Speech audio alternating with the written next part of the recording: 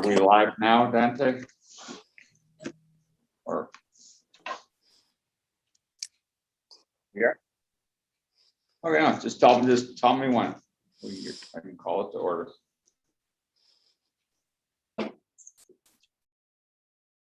Okay, thank you.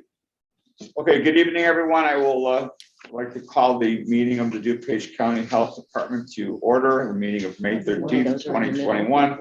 Before we call the roll, we take care of a little bit of housekeeping business. Pursuant to Executive Order 2020-07, 219 ILEO 20-07, issued March 16th, 2020, during the duration of the COVID-19 gubernatorial disaster proclamation, the provisions of the Open Meetings Act 5 ILCS 120 requiring or relating to in-person attendance by members of a public body are suspended. Specifically, the conditions in 5 ILCS 120/7 limiting when remote participation is permitted are suspended. I'm calling the meeting of the Board of Health to order. The physical quorum of the members is not present. However, pursuant to Section 7E of the Open Meetings Act, members are permitted to attend remotely. Either one member of the committee, the chief administrative officer, or our chief legal counsel are physically present this evening at the regular meeting location. In-person attendance and public comments are allowed, subject to attendance limitations required to ensure the health and safety of those who attend. Members of the public also have had the opportunity to submit written comments in advance of the meeting. All public comments will be recorded in the minutes. Tonight's meeting is also being live streamed for the public's viewing on the agency's YouTube channel, which can be accessed at the live stream link on the Health Department's website. With that, Penny, would you call the roll, please? Ms. Bottoms? Here. Ms. Finch? Here. Ms. Garcia? Here. Ms. Geider? Here. Dr. Hussein? Dr. Munir? Dr. Scouten? Here. Mr. Spadoni? Here. President Tornatore? Here. Dr. Weeks? Here. Dr. Wilson? Here. Mr. President, you have a quorum. Thank you. Moving on to the next part of the agenda, public comment portion. Public comment is limited to, by our bylaws, to 30 minutes, 3 minutes per person or 3 minutes per public comment. We have a number of public comments which have been sent to us via email. Penny will be reading them. They are being read in the order in which they were received. We will strictly adhere to the 30-minute remark. For those who have submitted public comments, whether your public comment has been read publicly or not, be assured that it will become part of the minutes for our perusal as well as everyone else's between now and the next meeting. With that being said, Penny, it is now 6:20. We have our timekeeper, Lisa, and if you would begin reading the public comments. And just to double check, do we have any here? No. I'm sorry, Okay. I thought I cleared it. Okay. Okay, no one is here, so everything is going to be read by you, Penny, so please feel free to begin. Comment, Lindsay Burrell, Elmhurst. My daughter has been quarantined twice in a row after the school has opened up fully. Both times she has shown no symptoms. Both times she has tested negative. She has had to stay home for no reason. The first day of quarantine, she couldn't even log into her class because the teacher needs a day to prepare. Then she stays inside doing no activity all day with no interaction from anyone, and she's healthy. She was also wearing a mask. My poor daughter has missed out on so much this year. Change the quarantine guidelines now and let parents decide. Comment, Amy Wellman, Elmhurst. Our schools are following your guidelines, and as a result, thousands of healthy children have been quarantined for close contact, and the children are still forced to wear masks even outside while playing in sports in the heat. Please consider what you are doing to these children. Every adult in the state has had the opportunity to get this vaccine. The virus is not going to be eradicated. Children are not going to get COVID. Children are going to get COVID, colds, flu, strep throat, etc. They are not a high risk for suffering from COVID, and those that are now can be vaccinated. Our children have suffered enough. Let them get an in-person education without risk of being quarantined for 14 days and let them breathe fresh air when they are outside. Comment, Erica Fine, Elmhurst. Our personal freedoms should be returned now. The mask mandate should be removed and let people decide for themselves. No more outdoor masking whatsoever. Plenty of us have done our parts by being healthy in the first place to fight off COVID and not use the health system's resources. And now enough have gotten the vaccine to protect others as well. Our fragile population is vaccinated. We did it. Now enough is enough with the mandates and it's time to give our freedoms back. The numbers support giving our freedoms back and letting us choose for ourselves. Have a great day. Comment Aaron Solis, Elmhurst, please stop torturing our children with masks outside. It's really hard to watch your child hyperventilate when coming off the soccer field in heat with a mask on. No reason to restrict their breathing when outside and make a smart decision for our children. Comment Liz Hayward, Elmhurst, please reconsider the mask mandates for young children. The longer the mandates are in place, the more negative physical and psychological damage our children have to endure. As a result of wearing a mask for 7 hours during school, my son's allergy symptoms have progressively worsened to the point where he is requiring more physician appointments and needs more medications to ease his symptoms. In addition, with young children wearing masks into school/public restrooms, there is an increased chance for fecal oral transmission of viruses as children are constantly adjusting their masks throughout the day. With the summer months coming, children who wear masks outdoors are increased risk of hypoxia and heat exhaustion. The risks of COVID for children are minimal. Please let us unmask our kids. Thank you. Comment Nicole Coletta, Elmhurst. We need to stop masking our children. This practice is harmful and has no proven benefits. I'm asking the DuPage County Board of Health to revise its guidance and encourage schools to stop masking kids now that all adults have had the opportunity to be vaccinated against COVID-19. Some key points to consider. 1, kids are very low risk from COVID-19. 2, children spread COVID much less than adults. 3, asymptomatic children rarely spread COVID-19. 4, teachers do not face increased risk from children. 5, schools have not driven the spread of COVID-19. 6, the effectiveness of masks is not conclusive. 7, masking children correctly is not realistic. 8, improper masking is common and unsanitary. 9, many places do not require masks for children. 10, schools without masks have not fared worse. 11, masks can hinder speech and development. 12, deaf and disabled children struggle to learn with masks. 13, masking can cause headaches and fatigue. 14, some masks contain toxic chemicals. 15, masking can cause a wide variety of other health issues. Given these concerns, I don't see how you continue to recommend masking under any circumstances. Will the county health board be liable if harm is caused to children because of this guidance? If you aren't willing to accept the inevitable fallout from these recommendations, then they need to be reconsidered. Prior to 2020, it was well known that a piece of cloth could not stop a respiratory virus. I don't know why this was forgotten, but we need to look at our pandemic plans prior to 2020 and consider why they were thrown out without even so much as a cost-benefit analysis. It's clear that in the case of masks, the harms to our kids far outweigh any benefits. Comment Amy Nelson, more than 1 year after the start of the pandemic, we now have inadequate data to use to make decisions about COVID-19 transmission risk. If you take the time to actually look at the data from schools, it's glaringly obvious that quarantining masked children who are deemed close contacts of positive children has led to substantially no additional positive cases. It is absurd to quarantine healthy children, stripping them of in-class time, and they desperately need after more than a year of instability. Children have sacrificed a year of their education and social growth for the safety of adults, and it's time to give them back what they deserve: consistent in-class instruction. You need to relax your guidelines on quarantines of close contacts in the school setting. Children would gladly undergo COVID testing if in return they'd be allowed to return to school immediately upon a negative result.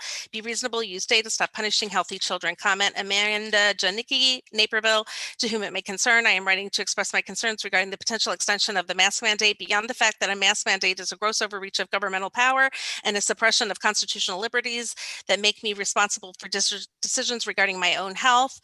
With the availability of various good treatments and widely available vaccine, there is no justification for extending this mandate. In fact, upon review of various state responses, the states with the highest case counts per capita and death rates tend to be states with stricter lockdowns, including mask mandates. Right now, Florida and Illinois have very similar case counts per capita and death rates per capita, despite Florida treating its citizens like actual Americans and having a higher percentage of elderly citizens. It is unconscionable that this mask mandate and other restrictions are not lifted immediately. My husband and I are highly productive citizens paying taxes to the state, a nurse practitioner, and an engineer. We are actively looking to move to a free state, as we call them, as soon as possible due to the gross suppression and denial of our constitutional rights and the disgusting way the teachers' unions and school boards have treated the children of this state the past year. Thank you for your time. Please unmask and let the people of Illinois breathe again. Amanda Janicki, APRN.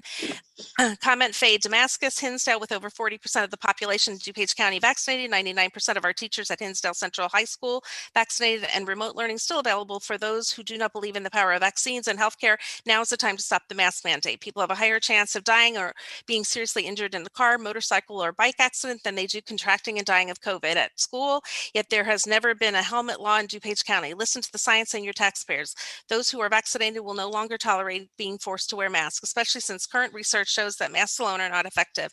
With vaccines open to all 16 and up, appointments available everywhere, and the ability to open windows in school during in the ability to open windows in school due to better weather, now's the time to stop forcing our children to wear sweaty masks to school. Now is the time to finally stand up to the teachers' unions and school administrators who ban our children from school based on their faulty premise of probable instead of actual exposure to COVID. Start offering free daily testing and vaccines to students who would rather be in school than at home, ridiculously quarantined for 14 days, even when they have no symptoms and 3 negative tests in a row. The fear-mongering and unhealthy, irrational paranoia must stop. Let us live our lives according to the levels of risk we are willing to take. Allow parents and children to choose if they want to wear a mask, a face shield, or wear no mask at all. Those who are afraid can cower in fear at home alone. We will not. I ask that you implement these changes immediately. So, sorry, my page is stuck. So that our high school seniors can go to their once-in-a-lifetime outdoor graduation next week without masks on. They need to see and recognize their friends and classmates without a barrier or a computer screen when they say goodbye to them. We have made it through the other end of this traumatic event, and our high school seniors and their parents deserve an end to this tragedy and some hope for the future. Stop the hypocrisy, listen to the science, and start representing all taxpayers, not only teachers' unions. It makes no sense that in Illinois, anyone can smoke pot and carry a gun in public, but people become apoplectic when they see kids outside without masks on. People in Illinois are far more likely to die from gun violence, smoking, obesity, and suicide than COVID. Time to tackle those issues. Comment, Jennifer Hopkins, Elmhurst, please alter your guidance to provide that children at schools and day camps should not be required to wear masks when the children are outdoors. As numerous doctors have pointed out, including in articles that were published in reputable newspapers this week, the risk of COVID transmission in such outdoor settings is extraordinarily low. Oreo ear children are not at high risk of serious disease. Given that all adults who wish to have been vaccinated have had the opportunity to do so, children should not have to be masked outside. My asthmatic 7-year-old will be required to wear a mask all day, every single day this summer at summer camp, including on 90 and 100-degree days, and that requirement is just cruel to children. Please alter your guidance as noted above and advocate with the IDPH to alter their guidance. Thank you. Comment, Lisa Milligan, the COVID-19 exposure close contact rule with schools have to follow are too strict.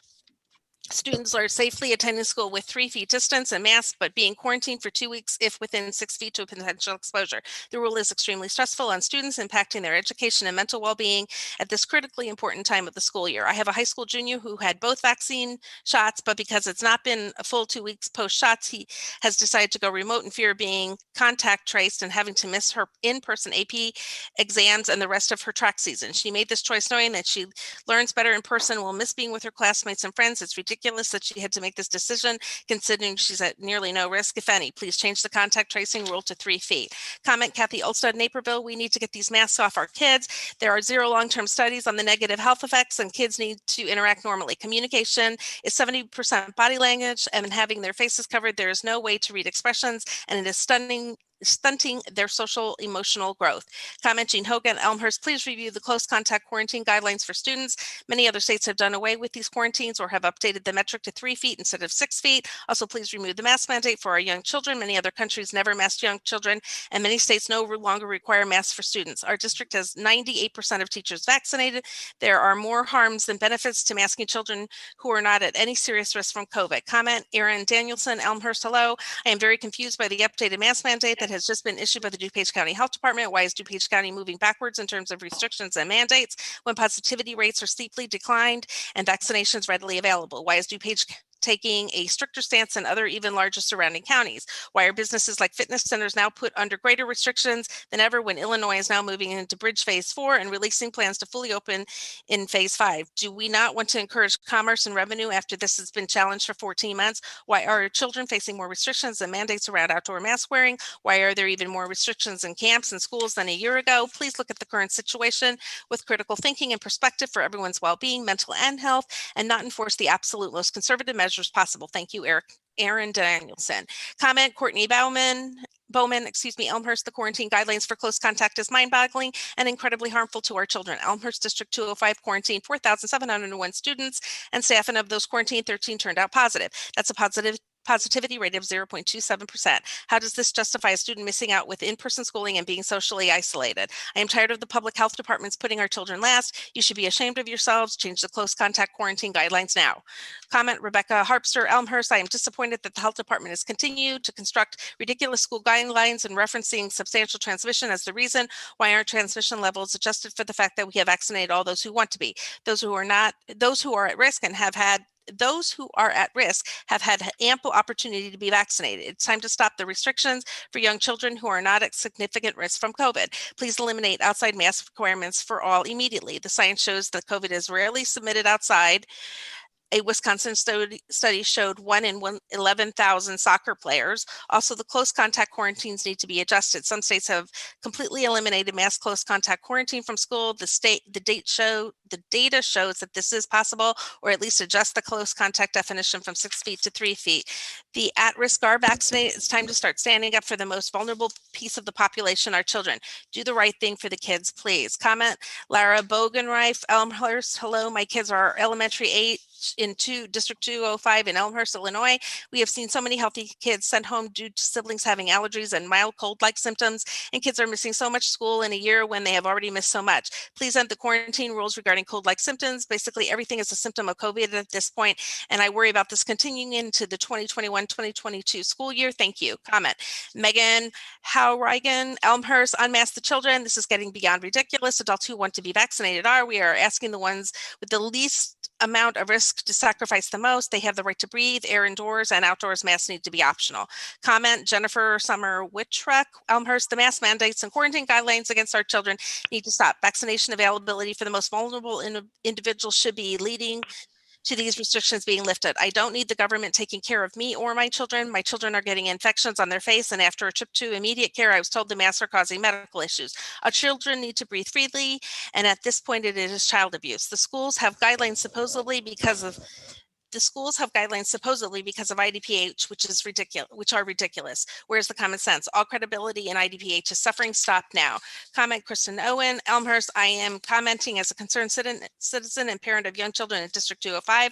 Please consider lifting the masking mandate, particularly for our children playing very low risk sports like baseball and tennis outdoors and inside while maintaining 3 feet of distance. The recent New York Times article, I'm sure you've seen, articulated it best. The transmission rate of COVID while outdoors is negligible and always has been. My husband and I have been very cautious throughout this pandemic and are now fully vaccinated. We are overall a civic-minded community and should have the option to move on with our lives mask-free, especially if we are a fully vaccinated family who is low risk if we choose. Comment, Caitlin Mueller, Elmhurst. I'm a parent of 2 young children in District 205, Elmhurst District 205. I'm writing to express my unhappiness that our children are still required to wear their masks outdoors. Outdoor transmission is not a major risk of spread of COVID-19. For the New York Times article by David Leonhardt and published on May 11th, multiple epidemiologists estimate to share the share of transmission that has occurred outdoors seems to be below 1% and may be below 0.1%. It is time to stand up for our kids and stop pointing fingers at one another. Their priority is what's in the best interest of our children who have lost so much over the last year. And one simple thing you can fix now is removing the requirement for children to wear masks outside. Comment, Michael Fatanolero, and this ludicrous mask mandate. Kids do not need to be masked in schools, especially outside. If kids must be masked inside, we must end immediately these inane quarantine guidelines that have resulted in more than 8,000 healthy kids quarantined in Elmhurst. This has to stop. We are told we have to wear masks because they work. If they work, we don't need these ridiculous quarantines of healthy students. Way to cause more anxiety and mental distress in our children. Stop passing the buck. Don't blame the IDPH and the CDC. They say you have the authority to determine what happens in your jurisdiction. By the way, these mandates are not laws and you aren't a lawmaking body. So why are we enslaved by them? Why are public schools being held to so much more scrutiny than private?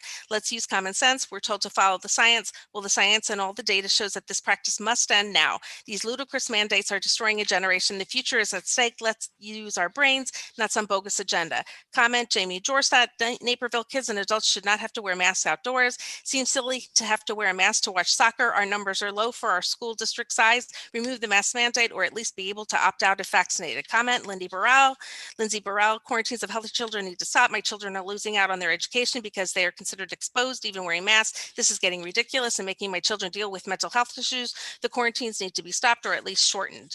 Comment, Jennifer George, Naperville, please update your health guidance for children to reflect the actual data regarding COVID and the risk to children. Children should not ever be masked outside, and there is zero evidence of outdoor transmission and several studies showing the evidence of outdoor transmission to be less than 0.1%. Kids should have recess without masks and outdoor sports without masks. Also, we now know that the surface transmission of COVID is not happening. Water fountains need to be opened at all schools, and kids should be able to share balls and other equipment freely. Lastly, your quarantine policy for students is not based on any science or data. It is unnecessarily restrictive and is continuing to harm children in our community. If you want to continue forcing isolation on our children, please provide the data showing how many cases of COVID have been identified in quarantine kids where transmission occurred in school. If you can't show us any benefit at all, then you need to eliminate the policy. We have done enough damage to our kids. We need to let them live, go to the school, play sports, and interact with teachers and friends. Comment Emily Margison, Naperville, please remove the mandatory mask mandate for kids in school. Comment Chris Crabtree, Wheaton. We, the Wheaton Warrenville District 200 Board of Education, are writing to you today to ask permission to pilot a different protocol regarding in-class close contact starting immediately. Since adopting the joint guidance on April 12th, we have had a total of 27 positive cases in our 4 middle schools due solely to outside of school transmission. Those 27 positive cases have resulted in 94 students completing their 14-day quarantines. Currently, we have 44 students in quarantine due to being a close contact. Two of those students had returned to school only 1 day after their first quarantine and were again identified as an in-class close contact. Of the 94 completed quarantines, there have been 0 positive cases. Regarding the 44 students currently in quarantine, 0 have symptoms so far, and those that have elected to be tested while in quarantine have all tested negative. This means that since April 12th, 136 students have missed 14 days of school, and 2 will have missed 28 days due to being a close contact inside our schools. That is extremely disruptive to the educational process. All District 200 schools are following all health and safety guidelines as written. Our desks are 4 to 6 feet apart. All students and teachers wear masks. Teachers maintain a 6-foot distance. Our HVAC provides at least 3 air exchanges per hour, with most classrooms completing 4 to 6 air exchanges per hour, and our filters are all 13 MERV. We ask that the DCHD allow District 200 to immediately pilot a new procedure for 2 weeks in our schools. This pilot would identify all close contacts, and if a student is identified as only a close contact at school, classroom, or bus, that student would be allowed to attend school. Students and parents must collaborate with their home school to verify daily temperature and symptom monitoring for 14 days. In addition, we would continue to monitor these in-school close contact students daily to check for symptoms and or COVID test results. If at any time a student develops symptoms, they would be excluded from school. We have the data and the staff to monitor these students, and we fully commit to the transparency of our data. If the pilot program is successful, we would then like to continue the program through the end of our school year. This way, students could remain in school and finish the school year strong. We thank you for your consideration and prompt response to this matter. Comment Katie Skiba, Hinsdale, please under the excessive quarantine guidelines in schools. The data shows that the vast majority of these school contact quarantines never turn positive, but days and days of lost education and extracurriculars continues to happen. Let's stop quarantine contacts at all. Any adult in these schools, as well as any adult in a household of a child contact, will go home to has had an opportunity to get the vaccine and is no longer on kids to protect them. It's time to start putting kids first and quarantines. Comment Gracia Levy, Naperville. Comment, it is time. DuPage County Health and CDC loosen restrictions for children. I've spoken to friends all around the world who are shocked at the restrictions placed on school children in daycares, preschools, and schools. Child centrism is much more present in Europe and Australasia than here. Regarding school 14-day quarantines, it's time to weigh the possibility and the risk of secondary COVID infection against the losses of student development and academic progress due to quarantines. It's time to move forward and do what's best for our kids. School leaders that are looking at the disparity between the number of students quarantined and the number of students who ultimately tested positive while in quarantine is very low, too low to justify the quarantines of our healthy children. When in history have we ever quarantined the healthy at this level? Regarding masks, for those that say that masks are needed to return to normal, I would humbly suggest that adults have unnecessarily deprived them of normalcy, irrationally, and beyond the risk posed to them by the virus. Families were told the purpose of masks was to protect high-risk adults. Adults now have access to life-saving vaccine as well as early diagnosis and treatment options. Wearing a mask indoors and outdoors by a child should not be mandated. I have a child with cerebral palsy who sucks her mask and fills it with drool. It is changed on the half hour as she touches it constantly. It hangs below her nose. She is not alone. This is normal for young kids to wear the mask incorrectly from the CDC standards. The efficacy of the mask in a real world setting is not tested for these children. It is a petri dish hanging on her face all day long. While I speak specifically as a parent with a child who has special needs, in which a mask affects her ability to communicate more than others. I also advocate for all 4 of my children and all of the children of DuPage County drop the mask mandate outdoors and indoors. As I cannot speak at IDPH board meeting, I speak to you and ask for your science-based advocacy for the whole child. Comment, Sarah Foster, Naperville. Thank you for the amazing COVID vaccine clinic at the fairgrounds. The staff and volunteers were amazing. I hope our county is able to vaccinate many more. However, usage of the program is diminishing quickly. Perhaps we can help out nearby counties without such a success story as we have here in DuPage County. That seems a more tenable aim than a self-laudatory goal of achieving an 80% fully vaxxed rate. We need a goal of 70% first dose vax rate in DuPage County. With the lifting of junior high school 14-day quarantines of well kids, a lifting of preschool and elementary school and all outdoor mask mandates, we need surrounding counties, including popular destinations such as Joe Davies, to have high vax rates as well. DuPage needs to lead, not gloat. Regarding kids, once their parents and teachers are vaccinated, which here in DuPage County they are, preschoolers, kindergartners, and 1st through 6th graders are not vector of COVID transmission. These children should be loved and cared for, not treated as disease vessels. Please review the data regarding kids and COVID transmission rates. Please don't just blindly follow the politically tainted U.S. Centers for Disease Control guidelines. Please lead the way out of the COVID pandemic and lingering response. Regarding out of doors, please review that data as well. Please allow kids to play outdoors freely without the burden of masks. Please update school guidance to reflect the same. Comment, Christina Tsai, please revise the guidelines for close contact quarantines in schools for District 205. Out of 4,700 students that had to quarantine this year, and of those, only 13 have tested positive for the coronavirus. We are keeping healthy kids out of school when they have already missed out on so much in-person instruction this year. If masks are effective, then the children should not have to quarantine. And that concludes the public comment. Thank you.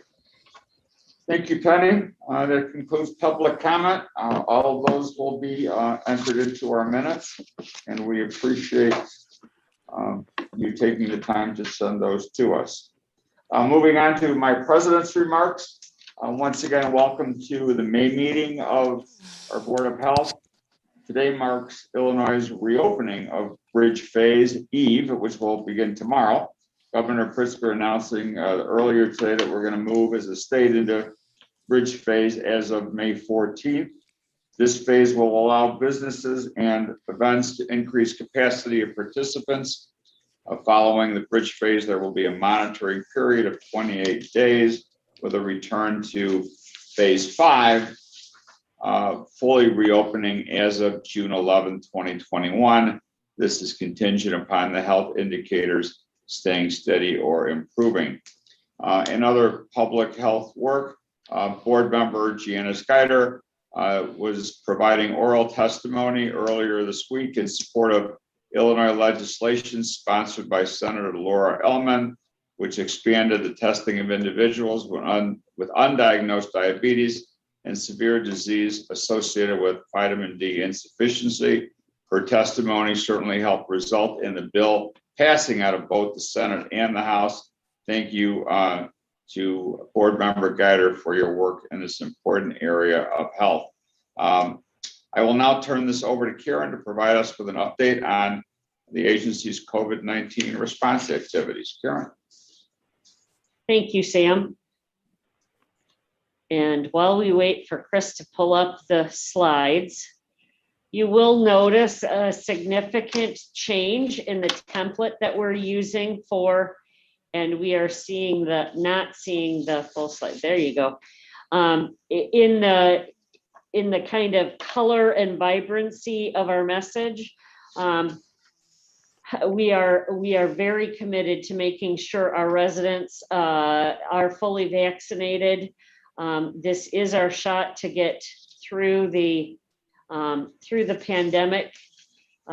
We have taken every opportunity to work with our partners across the state and in fact across the country to make this goal happen. So let's start off with the news of the day. We were alerted by the media to the fact that CDC was changing their guidelines. It is clear that from CDC's perspective, now that masking of individuals who have received both doses and are fully vaccinated, which means you're also 2 weeks out from that, no longer need to be masked in most settings. This, as it indicates here in the slide, it does come with some caveats. So when you're going to doctors or hospitals or long-term care facilities like nursing homes, we have to be really clear before we make a pivot, particularly for our own work, because we are considered a healthcare facility. So will this impact us? We're not sure.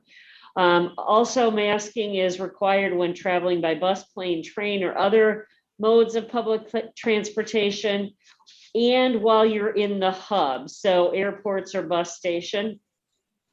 Additionally, when you're in prisons, jails, or homeless shelters, so we need to check to reflect what's going to happen with courthouses, where many of those three populations converge. What will that be? But primarily, we're waiting on changing and updating our masking guidance, because in Illinois, the CDC directive states, in summary, fully vaccinated people no longer need to wear a mask or physically distance in any non-healthcare setting, except where required by federal, state, local, tribal, or territorial laws, rules, and regulations.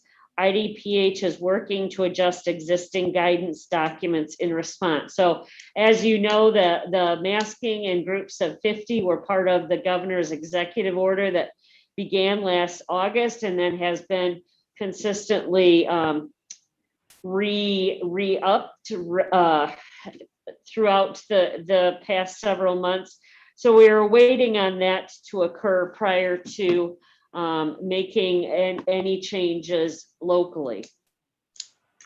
Next, I'd like to just take you to an updated feature of our website. We had been asked, and it has taken us a great deal of time, energy, and resources to be able to provide you with an updated feature from our dashboard.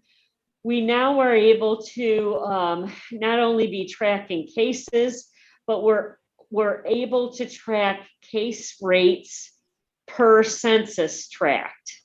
We're also able to track hospitalization rates and death rates across our community. So what we're looking at here is, of course, the map of DuPage County. In the darkest kind of blue-gray, those are the census tract areas with the highest levels. Those with, it's actually, when you look at it on your screen, it's a light gray, a very light gray.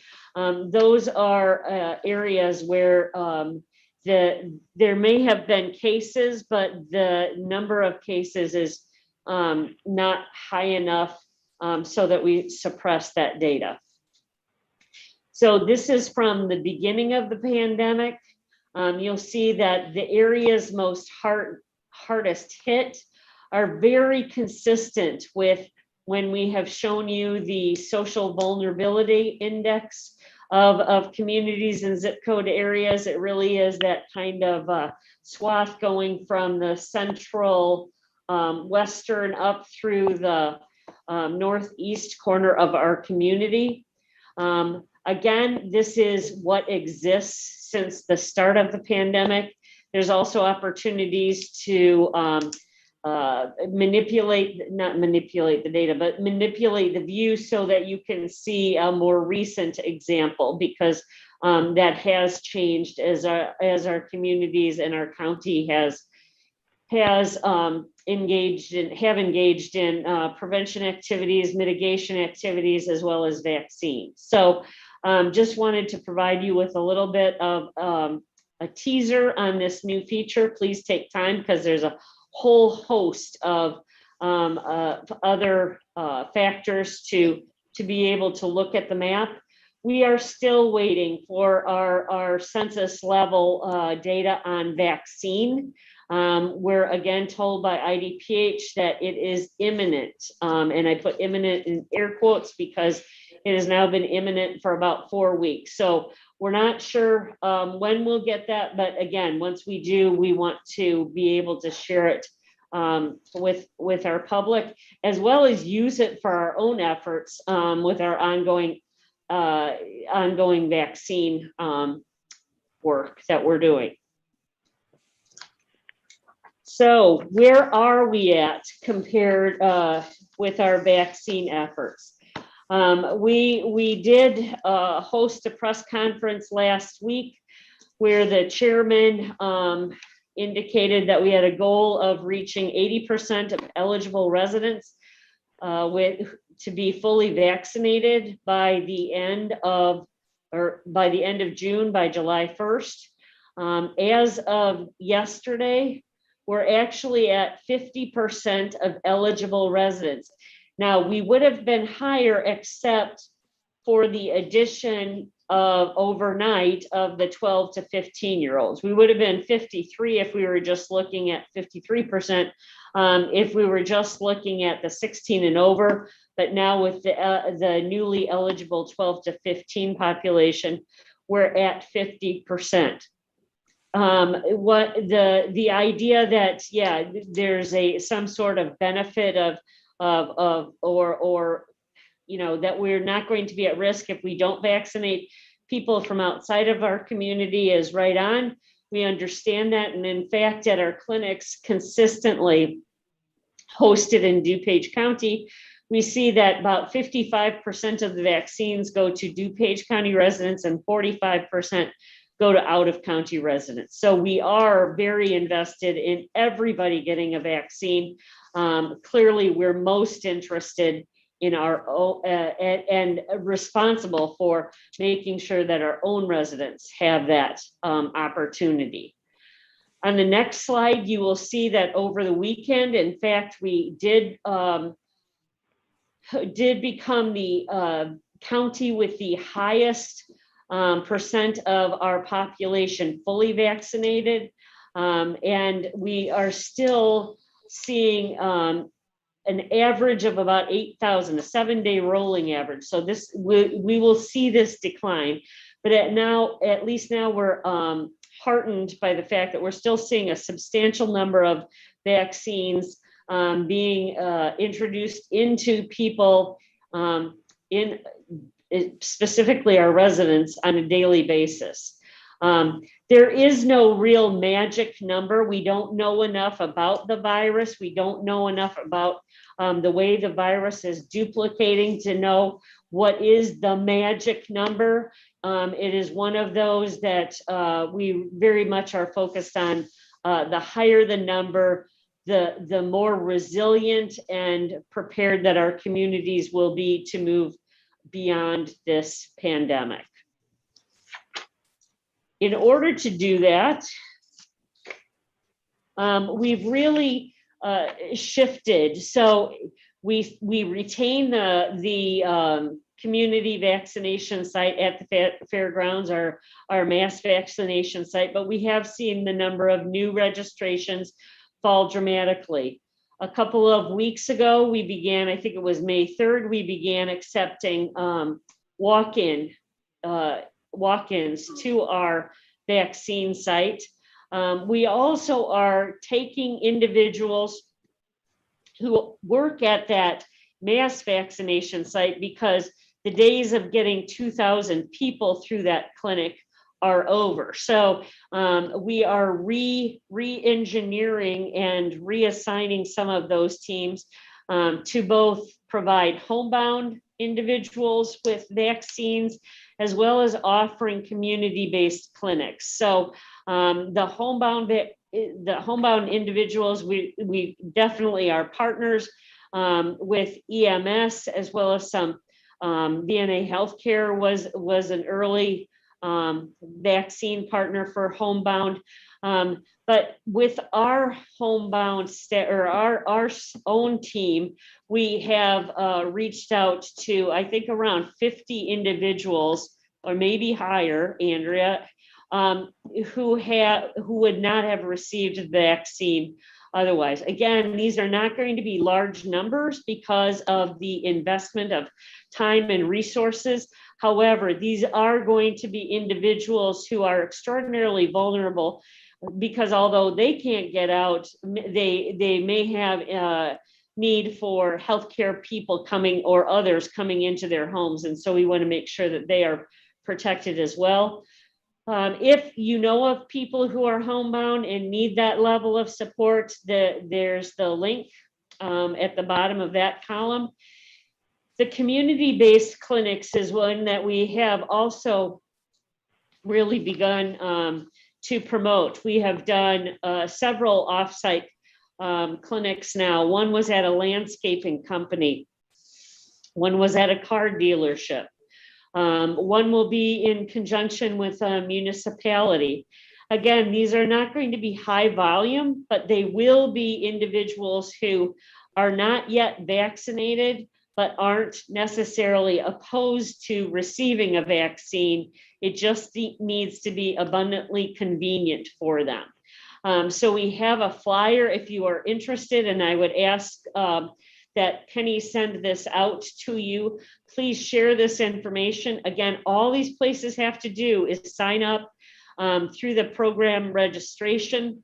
We will match them. We'll talk with them about how many individuals, what kind of space we need, what's the best time to set these clinics up, and then go. You know, our base is kind of, we'd like to get at least 10 people. But even that 10 is 10 more than we would have had prior to the clinic. So we're really pivoting and working on these more strategic surgical kinds of interventions, as well as the next slide shows that the need to expand to the 12 to 15-year-olds. And again, this number for DuPage County is almost 50,000. Middle and early high schoolers. We have expanded our vaccine not only for walk-ins, but we've also, tonight is the first clinic that we have evening hours at our MassVac site. So we're very excited about that announcement.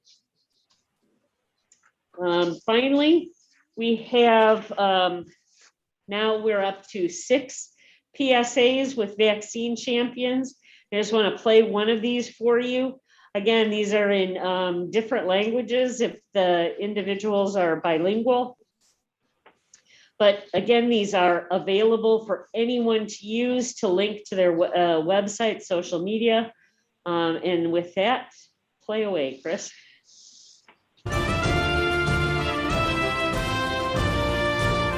COVID-19 has threatened the health and well-being of our loved ones, but now there's a safe and effective vaccine to help protect us all. We all have a collective responsibility to protect our parents, children, and community by getting the COVID-19 vaccine as soon as it's our turn. This is our shot, DuPage. The sooner we get vaccinated, the sooner we can get back to the people and the places we love.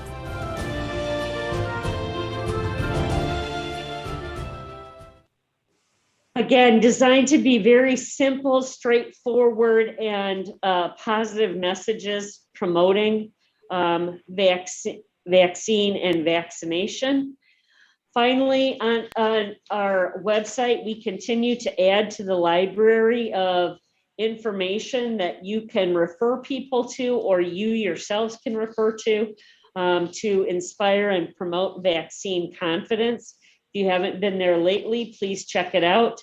You'll see that there are some, and I'm looking at the number 3 on the left-hand column, the fact sheets that are in multiple languages. So if you work in a community or have interests for any of those, please use them. And with that, any questions? Any questions of Karen from any of the board members?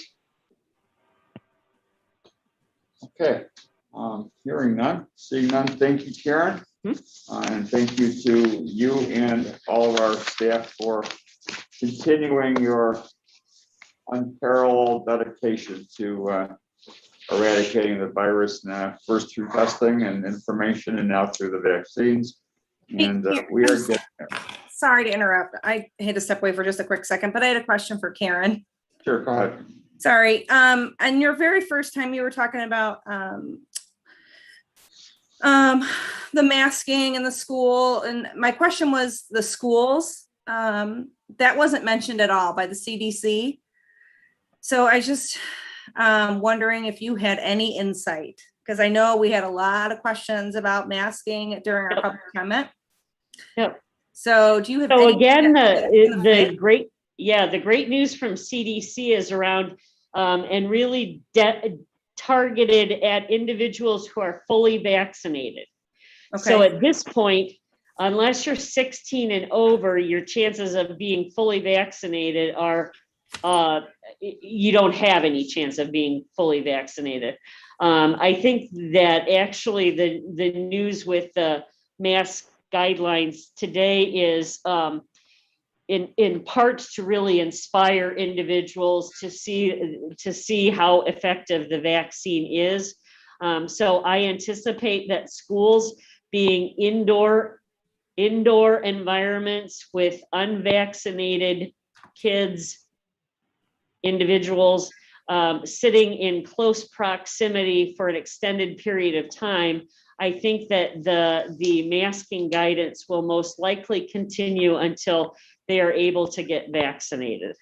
So even in the fall, you think high school level kids would be still vaccinated? I mean, I'm just trying to think obviously not current, but fall. Right. So that's one of the benefits, huge benefits. Get your kid vaccinated and they won't have to wear a mask, nor will they have to quarantine if there's a close contact at school. So I think that we will continue to see updated guidelines be unveiled as the summer goes on. Okay, cool. Thank you very much, Karen. Okay, thank you. Thank you all. Moving on to item number 5, the approval of the minutes. I will entertain a motion to approve the minutes of April 8th, 2021. So moved. Weeks. Motion by Dr. Weeks, second by Member Garcia. Any additions, corrections, deletions? Hearing none, seeing none, because we don't have a quorum present, we're doing everything by roll call. Penny, would you call the roll, please? Dr. Weeks, Aye. Dr. Wilson, Yes. Ms. Bottoms, Yes. Ms. Finch, Yes. Ms. Garcia, Aye. Ms. Geider, Aye. Dr. Scouten, Yes. Mr. Spadoni. Mr. Spadoni? I see a hand, so I'm hoping that's a yes. President Tornatore? Aye. Mr. President, the motion carries. Thank you, and the minutes are approved. Moving on to the treasurer's report. Mike, I will turn that over to you. Thank you, President Tornatore. As of March 1st, the Health Department's general fund balance totaled $26,245,645.53. Receipts for the month totaled $8,677,752, and disbursements totaled $5,383,111.99, leaving a month-end total in the Health Department General Fund of $29,540,285.54. Combined balances in all 4 health department funds as of March 1st totaled $34,163,544.21. Combined receipts for the month totaled $8,683,189.68, and combined disbursements totaled $5,801,087.96, leaving the combined balances in all 4 health department funds as of March 31st at $37,045,645.93. Investment earnings recorded to the general ledger in the month of March for all 4 health department funds totaled $3,471.80. Including these earnings, the year-to-date combined investment earnings as of March 31st totaled $15,823.57. And that concludes the treasurer's report. Are there any questions? Any questions of Mike regarding the treasurer's report? Hearing none, seeing none, I'll entertain a motion to approve the treasurer's report. Wilson, move to approve. So I heard Dr. Wilson made the motion. Is there a second? Second. Please identify yourself with your name. I can't tell. Garcia, second by Garcia. Okay. Seconded by member Garcia. Any questions? Comments? Hearing none, seeing none. Roll call, please, Penny. Dr. Wilson, Yes. Ms. Bottoms, Yes. Ms. Finch, Yes. Ms. Garcia, Aye. Ms. Geider, Aye. Dr. Scouten. Yes. I think we may have lost Mr. Spadoni. Mr. Spadoni? President Tornatore? Aye. Dr. Weeks? Aye. Mr. President, the motion carries. Thank you. And the treasurer's report is approved. Moving on to the one consent item, I'll entertain a motion to approve the one personnel transaction under item 7.1. There a So motion? moved. Weeks. Consent item? Motion by Dr. Weeks. Is there a second? Second Garcia. A second by member Garcia. Any questions? Hearing none, seeing none. Roll call, please. Dr. Weeks? Aye. Dr. Wilson? Yes. Ms. Bottoms? Yes. Ms. Finch? Yes. Ms. Garcia? Aye. Ms. Geider? Aye. Dr. Scouten? Yes. Mr. Spadoni? President Tornatore? Aye. Mr. President, the motion passes. Motion carries. Moving on to our action items, I'll entertain a motion to approve item 8.1. This is the transfer of funds from the general fund to the health department's infrastructure fund in the amount of $3,917,317. So moved, Wilson. Motion by Second. Dr. Wilson. Is there a second? Weeks. Second by Dr. Weeks. Any questions, comments? Hearing and seeing none. Roll call, please. Dr. Wilson? Yes. Ms. Bottoms? Yes. Ms. Finch? Yes. Ms. Garcia? Aye. Ms. Geider? Aye. Dr. Scouten? Yes. Mr. Spadoni? Yes. President Tornatore? Aye. Mr. President, the motion carries. Thank you. That matter is approved. Moving on to grant acceptances. I'll entertain a motion to approve the Illinois Department of Public Health Comprehensive Health Protection Grant in the amount of $2,203,016. So moved Garcia. Motion by Second. member Garcia, second by Dr. Stoughton. Any questions? Comments? Hearing none, seeing none. Roll call, please. Ms. Garcia? Aye. Ms. Geider? Aye. Dr. Scouten? Yes. Mr. Spadoni? Yes. President Tornatore? Aye. Dr. Weeks? Aye. Dr. Wilson? Yes. Ms. Bottoms? Yes. Ms. Finch? Yes. Mr. President, the motion passes. Thank you. I'll entertain a motion to approve the Illinois Department of Public Health COVID-19 contact tracing grant in the amount of $3 million, extending the contract end date to December 31st, 2021. So moved, Wilson. Second, Guider. Motion by Dr. Wilson, seconded by member Geider. Any questions? Comments? Hearing none, seeing none. Roll call, please, Penny. Dr. Wilson? Yes. Ms. Bottoms? Yes. Ms. Finch? Yes. Ms. Garcia? Aye. Ms. Geider? Aye. Dr. Scouten? Yes. Mr. Spadoni? Yes. President Tornatore? Aye. Dr. Weeks? Aye. Mr. President, the motion passes. Thank you. Moving on to purchasing, I'll entertain a motion to combine purchasing A, B, and C, that being A3, A, B, and C. This is the annual fees to the SAS Institute, professional services to Claude Petit, and the call center services to Teletech Corporation. Motion to combine. So moved. moved. Motion by member Garcia, second by who? Was that? That was Robert Spinoni. Second by member Spadoni. Any questions? Comments? Roll call, please. Ms. Garcia, Aye. Ms. Geider, Aye. Dr. Scouten, Yes. Mr. Spadoni, Yes. President Tornatore, Aye. Dr. Weeks, Aye. Dr. Wilson, Yes. Ms. Bottoms, Yes. Ms. Finch.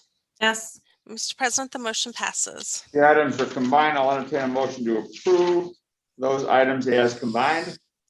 So moved, Wilson. Second. Second, Scouten. Motion by Dr. Wilson, seconded by Mrs. Finch. Any questions, comments? Hearing none, seeing none, roll call, please. Dr. Wilson, Yes. Ms. Bottoms, Yes. Ms. Finch, Yes. Ms. Garcia, Aye. Ms. Geider, Dr. Scouten, Yes. Mr. Spadoni, Yes. President Tornatore, Aye. Dr. Weeks. Aye. Mr. President, the motion passes. Thank you. Do we have any unfinished business to be brought before the board? Unfinished President, business. This is Lanny Dr. Wilson. Wilson. President. I would just like to say that around the country, public health officials have been under attack in different ways. And they're some of the bravest people in our country. And we are blessed to have many of those brave people working for us right here in DuPage County. We sometimes hear public comment about the difficulties, the differences of opinion, but we have been so well served. And I want to thank every one of the members of our health department. As far as I know, there's been no one who's stepped away because of the troubles or the dangers. They've hung together. They've done a phenomenal job for us. And I just want to make that part of the minutes in this meeting tonight to thank them as a board for the excellent work they've done throughout this pandemic and hanging there bravely throughout, even despite the potential dangers. Thank you. Well said, Dr. Wilson. I'm sure we all feel the same way. Thanks to all of you who are on the front lines, keeping us informed and healthy, even in spite of some differences of opinion that we may have from time to time from people, well-meaning or otherwise. So, anything else from anyone or unfinished business? New business. Do we have any new business to be brought before the board? How about we get together in person next month? Well, you're stealing my thunder there, Lori. We're moving on to the next meeting of June 10th, and it's my understanding our fearless leader has told us that we can get together next week or next month rather on June 10th. Assuming all goes well and we continue to make progress, we will be meeting where we used to meet way back when in our boardroom. So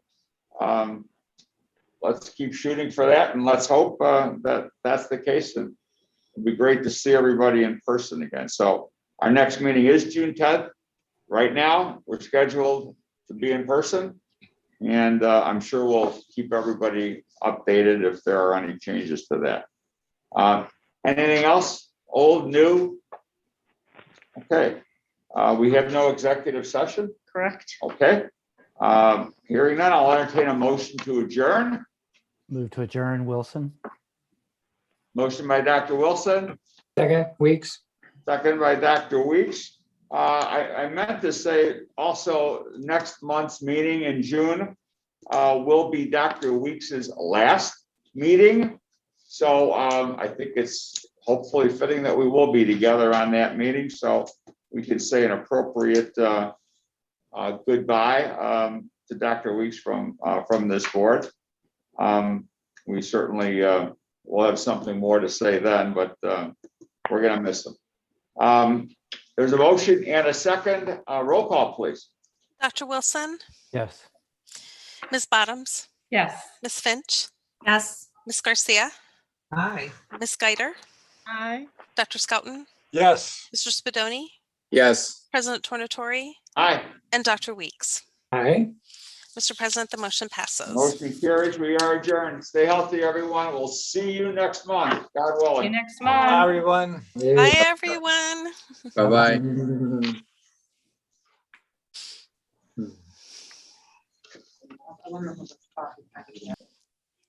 Ooh, Dr.